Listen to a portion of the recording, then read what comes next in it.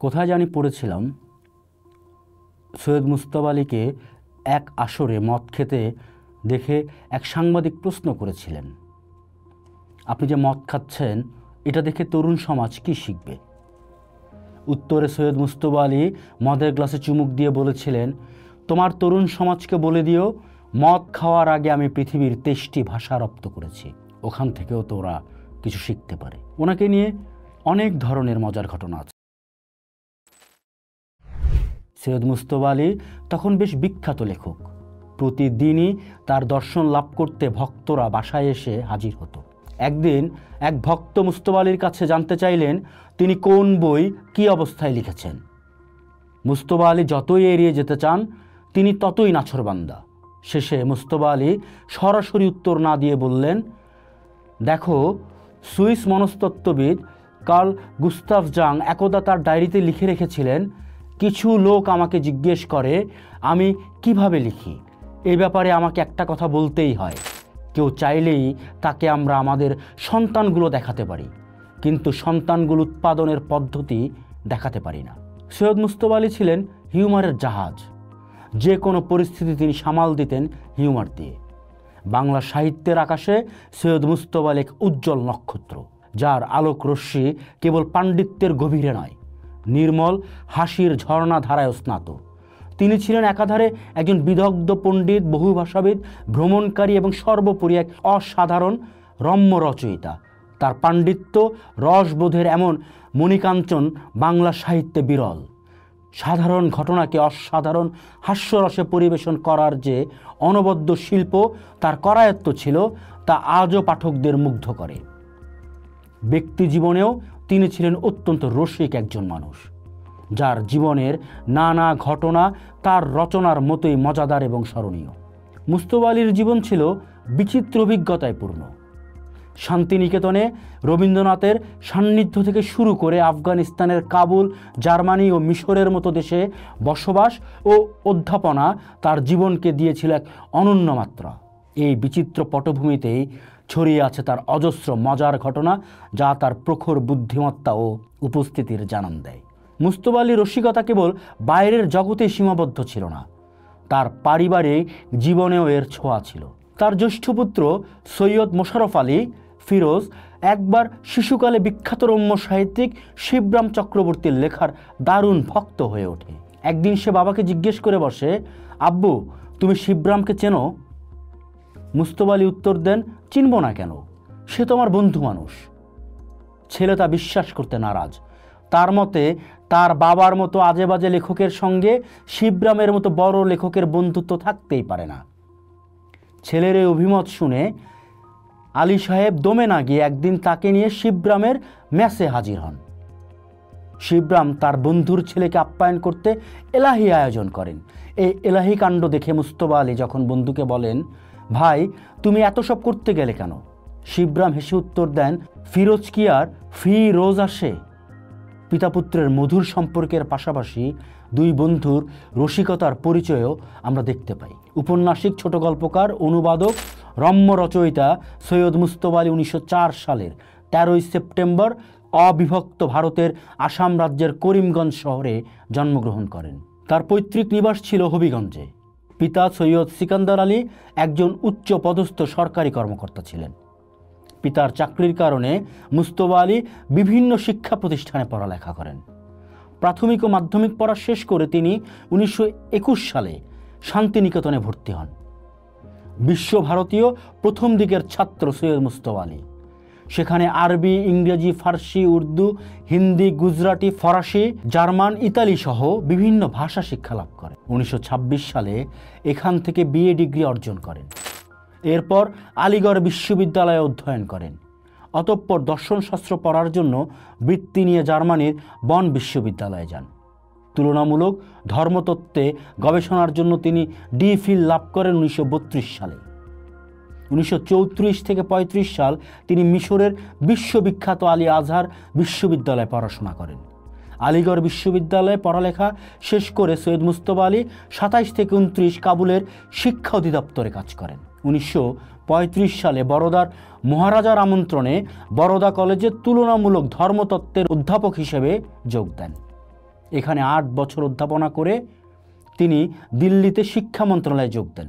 পরবর্তীতে তৎকালীন পূর্ব পাকিস্তানে বগুড়ার আজিজুল হক কলেজের অধ্যক্ষ হিসেবে এবং একই সাথে কলকাতা বিশ্ববিদ্যালয়ের ইসলামিক স্টাডিজ বিভাগের খণ্ডকালীন প্রভাষকের দায়িত্ব তিনি পালন করেন। 50-এর দশকে কিছুদিন আকাশবাণীর পাটনা, কটক, কলকাতা ও দিল্লিতে স্টেশন ডিরেক্টরের দায়িত্ব পালন করে থাকেন। 1961 সালে তিনি শান্তিনিকেতনে প্রত্যাবর্তন করেন, বিশ্বভারতী ইসলামিক স্টাডিজ বিভাগের রিডারের দায়িত্ব পালন করেন এবং 65-তে অবসর গ্রহণ করেন। তিনি বহু ভাষাবিদ ছিলেন, আর তাই তার রচনায় প্রবেশ করেছে বহু ভাষার অজস্র শব্দ, ভাষ্যভঙ্গি, বানান, উচ্চারণ, বাগধারা, প্রবোধ প্রবচন। বিভিন্ন ভাষার শব্দ, শব্দাংশ ইত্যাদি জুড়ে তিনি কত যে জোর কমল শব্দ সৃষ্টি করেছেন তার সীমা পরিসীমা নেই। একই বাক্যে অবলীলাক্রমে তিনি বাংলা, উর্দু, আরবি, ফার্সি, ফরাসি, ইংরেজি শব্দকে পাশাপাশি বসিয়ে প্রাণের কথা বলতে পারতেন। এমনকি একই বাক্যে সাধুচলিত ভাষা অর্থাৎ তৎসম, তদ্ভব, অর্ধ তৎসম, দেশি বিদেশি শব্দ ইত্যাদি নানা শব্দকে পাশাপাশি বসিয়ে দেওয়ার অদ্ভুত দক্ষতা ছিল তার। অথচ বাক্যগুলোতে গুরুচণ্ডালেই দোষ ঘটেছে বলে মনেই হতো না। সাধু গদ্যের তৎসম শব্দের পাশে তিনি অনায়াসেই সিলেট, ঢাকা, ময়মনসিংহ, বরিশালের উপভাষার শব্দকেও জুড়ে দিয়ে তার রচনা শৈলীকে সর্বশ্রেণীর পাঠকের কাছে আকর্ষণীয় করে তুলতে পারতেন। সর্বোপরি ছিল তার বৈঠকি ঢঙে হাস্য কৌতুক, অম্ল মধুর রঙ্গ ব্যঙ্গের মাধ্যমে কথা বলার পটুতা। কথা বলতে বলতেই হঠাৎ তাতে এমন এক নাটকীয় চমক সৃষ্টি করতেন যা অনায়াসে পাঠকদের বিস্ময়ীভূত করে দিত। মুস্তফা আলীর বহু রচনাতেই তিনি অজস্রবার গুল শব্দটির ব্যবহার করেছেন। শব্দটির অর্থ ধাক্কা দেয়া বা অপরকে ঠকানোর জন্য বানিয়ে কিছু বলা। এভাবে কত সময়ে কত কথা বানিয়ে বানিয়ে বলে তিনি শ্রোতাদেরকে, পাঠকদেরকে মুগ্ধ করে প্রশংসা কুড়িয়েছেন তারই আত্মারে। বুদ্ধিদীপ্ত হাস্যরস সৃষ্টি করে পাঠক শ্রোতাদের আনন্দ দানের জন্য তিনি নিজের নামকরণ করেছিলেন গুলমগীর। বলা বাহুল্য, সম্রাট আলমগীরের নাম সাদৃশ্যে তিনি গুলমগীর শব্দটির উদ্ভাবন করেছিলেন। যে সমস্ত দুষ্ট ছেলেরা রকে বসে আড্ডা মারে তাদেরকে রকবাজ বলে জানে সবাই, কিন্তু বিশ্বের অন্যতম শ্রেষ্ঠ ধনী ব্যক্তি রকফেলারের নাম অনুসারে রকবাজ ছেলেদের নামও রকফেলার রেখে তিনি অনাবিল হাস্যরসের সৃষ্টিও করেছেন। ছোট্ট শিশু কিশোরদের বোঝাতে তিনি বহু স্থানে ব্যবহার করেছেন আন্ডা বাচ্চা শব্দটি। স্ত্রী, ছেলে মেয়ে বোঝাতে তিনি যখন লিখেন বিবি, বাচ্চা, বাচ্চি, তখন স্বভাবতই আমরা করুণ রসিক বাঙালি পাঠকরাও আর কিন্তু না হেসে থাকতে পারি না। এদিকে মামলেট, মমলেট কিংবা অমলেট শব্দ নিয়েও তিনি কি কম রসিকতা করেছেন? অবিশ্বাস্য উপন্যাস থেকে কয়েকটি বাক্য তুলে ধরছে। ওবেলি বললে, ডিম দিয়ে মামলেট কি করে হয় হে? মামলেট তো হয় কমলা লেবুর খোসা দিয়ে। তখন সোমো ওবেলিকে বলে, আজ্ঞে মামলেট নয়, মমলেট। ওবেলি বলে, ও আমলেট। তখন সোম বলে, আজ্ঞে না, অমলেট হয় বিলেতি ডিম দিয়ে, দেশি ডিমে হয় মমলেট। দেশভাগের পর নিয়মের গ্যারাকলে পড়ে তৎকালীন পূর্ববঙ্গ থেকে ভারতে গাঁজা রপ্তানি বন্ধ হয়ে যায়। গাঁজার রপ্তানি বন্ধ হতে হতে গুদামে জমে আছে সব গাঁজা। এদিকে থেমে নেই নতুন গাঁজা উৎপাদনও। বাধ্য হয়ে পুরাতন গাঁজা নষ্ট করে ফেলতে হবে। যেখানে গাঁজা পোড়ানো হবে সেখানকার দায়িত্বরত অফিসারের আত্মীয় ছিলেন সৈয়দ মুস্তফা আলী। অফিসার আলী সাহেবকে বললেন, চল দেখবি। যথাস্থানে গিয়ে দেখলেন গাঁজা পোড়ানোর জন্য হাজির হয়েছে পুরো গ্রামবাসী, যেন কোনো উৎসব লেগেছে। আগুন লাগানোর পর বাতাস যেদিকে যায় গ্রামবাসী, বৃদ্ধ, যুবক, শিশু সেদিকে দৌড়ায়। মজার ব্যাপার হলো মুস্তফা আলীও এর ব্যতিক্রম ছিলেন না। পরদিন আর মনেই করতে পারেননি সেদিন রাতে কিভাবে তিনি বাড়ি ফিরেছেন, জিপে করে নাকি হাতির পিঠে করে। একবার পূজার ছুটিতে আলী সাহেবের সঙ্গে একদল ভক্ত কলকাতায় ফিরছেন, সঙ্গে সেই বিখ্যাত চিকিৎসক। স্টেশনে এসে জানা গেল ট্রেন 45 মিনিট দেরিতে চলছে।